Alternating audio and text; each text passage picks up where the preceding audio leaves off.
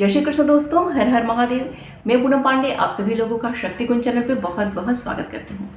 आषाढ़ मास के शुक्ल पक्ष की देवसैनी एकादशी के दिन से भगवान विष्णु 4 महीने के लिए योग निद्रा पे चले जाते हैं। और भगवान विष्णु की जो 4 महीने की योग निद्रा होती है, इसे चातुर्मास के नाम से जाना जाता है। चातुर्मास के जो 4 महीने होते हैं वह सावन, भादो, क्वार और कार्तिक का महीना होता है। और इन सभी जो चातुर्मास के जो 4 महीने होते हैं, इसमें सभी जो है मांगलिक कार्य बंद हो जाते हैं। जैसे शादी, विवाह, जनेऊ संस्कार, मुंडन संस्कार आदि बंद हो जाते हैं, क्योंकि इसमें जो है हमारे देव जो है शयन करते रहते हैं। भगवान विष्णु 4 महीने की योग निद्रा के पश्चात कार्तिक मास के शुक्ल पक्ष की देव उठनी एकादशी के दिन जागृत होते हैं। और जब भगवान विष्णु देव उठनी एकादशी के दिन से जागृत होते हैं, तो इस दिन से सभी मांगलिक कार्य जो है प्रारंभ हो जाते हैं। देव उठनी एकादशी को प्रबोधिनी एकादशी और उत्थान एकादशी के नाम से भी जाना जाता है। अगर कोई व्यक्ति सभी एकादशियों का व्रत नहीं करता है, तो ऐसे जो व्यक्ति हैं वो साल की 2 एकादशियों का व्रत अवश्य करते हैं। जैसे जो कि जेठ मास की निर्जला एकादशी होती है उसका व्रत करते हैं, और ये कार्तिक मास की जो देव उठनी एकादशी होती है इसका व्रत करते हैं। तो हर व्यक्ति जो है ये दोनों एकादशियों का व्रत अवश्य करता है। तो आप अगर अभी तक देव उठनी एकादशी का व्रत नहीं करते हैं तो आप इस व्रत को अवश्य कीजिए। पहले आप किए हों चाहे न किए हों, लेकिन इस बार से आप इस एकादशी को अवश्य प्रारंभ कीजिए, क्योंकि शास्त्रों में ऐसा वर्णन है कि अगर मनुष्य देव उठनी एकादशी का व्रत नहीं करता है तो उसने जितना भी पुण्य अर्जन किया हुआ है वो सभी नष्ट हो जाता है। तो आज इस वीडियो में हम लोग जानेंगे कि 2024 में देव उठनी एकादशी कब मनाई जा रही है, तिथि कब प्रारंभ हो रही है, कब समाप्त हो रही है, इस दिन कौन कौन से शुभ योग नक्षत्रों की प्राप्ति हो रही है, और एकादशी का पारण का मुहूर्त क्या है। तो देव उठनी एकादशी की जो पूजा की विधि है उसका मैं आगे वीडियो आपको अपलोड करूंगी। तो चलिए वीडियो को प्रारंभ करते हैं। अगर चातुर्मास में आपने कोई भी व्रत का नियम लिया है कि इन 4 महीनों में मैं इस नियम का पालन करूंगा, तो देव उठनी एकादशी के पश्चात आपका वो जो नियम है वो समाप्त हो जाएगा। क्योंकि जैसे मैंने चातुर्मास में ये नियम लिया था कि मैं सूर्यास्त के पश्चात अन्न ग्रहण नहीं करूंगी, तो देव उठनी एकादशी के पश्चात मेरा यह नियम जो है वो समाप्त हो जाएगा। लेकिन अगर हम कोई नियम लेते हैं किसी समय अवधि के लिए, जैसे 4 महीने के लिए हमने कोई नियम का पालन किया, कोई व्रत का हमने संकल्प लिया है, तो उस संकल्प को तोड़ना, उस नियम को तोड़ना आवश्यक होता है। अगर हम चाहें तो उसको हम फिर से कंटिन्यू कर सकते हैं, लेकिन एक बार उस नियम को तोड़ के, उस व्रत को भंग करने के पश्चात आप उस नियम को पुनः अपना आप प्रारंभ कर सकते हैं। देव उठनी एकादशी का व्रत करने से 1000 अश्वमेध यज्ञ और 1000 राजसूय यज्ञ के समान फल की प्राप्ति होती है। देव उठनी एकादशी बहुत ही ज़्यादा महत्वपूर्ण मानी जाती है।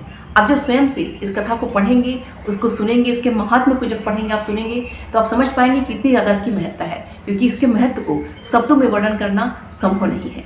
तो 2024 कार्तिक मास के शुक्ल पक्ष की एकादशी तिथि का प्रारंभ 11 नवंबर दिन सोमवार की शाम में 6:46 से शुरू हो रही है, और यह एकादशी अगले दिन 12 नवंबर दिन मंगलवार की शाम में 4:04 में समाप्त हो रही है। उसके पश्चात द्वादशी तिथि प्रारंभ हो जा रही है। तो इस प्रकार उदया तिथि के आधार पे और एकादशी और द्वादशी तिथि के मिश्रित होने के आधार पे तो देव उठनी एकादशी है वो 12 नवंबर दिन मंगलवार को मनाई जाएगी। स्मार्तों और वैष्णवों सभी की एकादशी 12 नवंबर दिन मंगलवार को मनाई जाएगी, और इस्कॉन मंदिर में भी यह एकादशी 12 नवंबर दिन मंगलवार को ही मनाई जाएगी।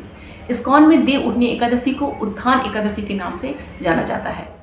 12 नवंबर की जो देव उठनी एकादशी है वो बहुत ही अच्छी योग में संपन्न हो रही है, क्योंकि 12 नवंबर की सुबह में 7:57 अर्थात लगभग 8 बजे से सर्वार्थ सिद्धि योग प्रारंभ हो जा रहा है, जो कि पूरे दिन और पूरी रात्रि हमें प्राप्त हो रहा है, क्योंकि बहुत ही ज़्यादा शुभ और बहुत ही ज़्यादा मंगलकारी है। और इसके साथ ही साथ इस दिन हर्षण योग भी हमें प्राप्त हो रहा है, जो कि पूरे दिन हमें प्राप्त हो रहा है। तो इतने अच्छे योग में इस व्रत के संपन्न होने से इस व्रत का महत्व और ज़्यादा बढ़ गया है। तो हम देव उठनी एकादशी का व्रत करेंगे तो इस व्रत का, पूजन का, मंत्र जाप का तो हमें फल प्राप्त होगा ही होगा, लेकिन इसके साथ ही साथ इतने अच्छे योग में इस व्रत को हम करेंगे तो उसका हमें अलग से विशेष जो है पुण्य लाभ में प्राप्त होगा। तो सब मिला के जो देव उठनी एकादशी है 12 नवंबर की बहुत ही शुभ योगों में संपन्न हो रही है। देव उठनी एकादशी के दिन भगवान श्री हरि नारायण को शंख से अर्घ्य देने से, अर्थात शंख के जल से स्नान कराने से सभी तीर्थों का पुण्य फल प्राप्त होता है। तो आपके पास भगवान श्री हरि नारायण का कोई भी स्वरूप हो, जैसे भगवान विष्णु की अगर मूर्ति है, भगवान श्री कृष्ण की मूर्ति है, लड्डू गोपाल की मूर्ति है, श्री रामचंद्र जी की मूर्ति है, अगर ये मूर्ति आपके पास है तो इस दिन आप उन्हें शंख के जल से अवश्य स्नान कराइएगा। इसके साथ ही साथ आप शंख में दूध रख के भी उन्हें आप स्नान करा सकते हैं, पंचामृत रख के भी उससे आप स्नान करा सकते हैं। इससे आपको सभी तीर्थों का पुण्य फल प्राप्त होगा। तो 12 नवंबर दिन मंगलवार की जो देव उठनी एकादशी है, इसका जो पारण है वो 13 नवंबर दिन बुधवार को किया जाएगा। तो धर्म सिंधु के अनुसार जो इस व्रत का पारण मुहूर्त है वो 13 नवंबर दिन बुधवार की सुबह में 5:55 से लेकर सुबह में 8:01 तक है। और इस्कॉन कैलेंडर के अनुसार इस एकादशी का जो पारण मुहूर्त है वो 13 नवंबर दिन बुधवार की सुबह में 5:55 से लेकर सुबह में 9:35 तक है। तो आप अपनी सुविधा के अनुसार इस एकादशी व्रत का पारण कर लीजिएगा।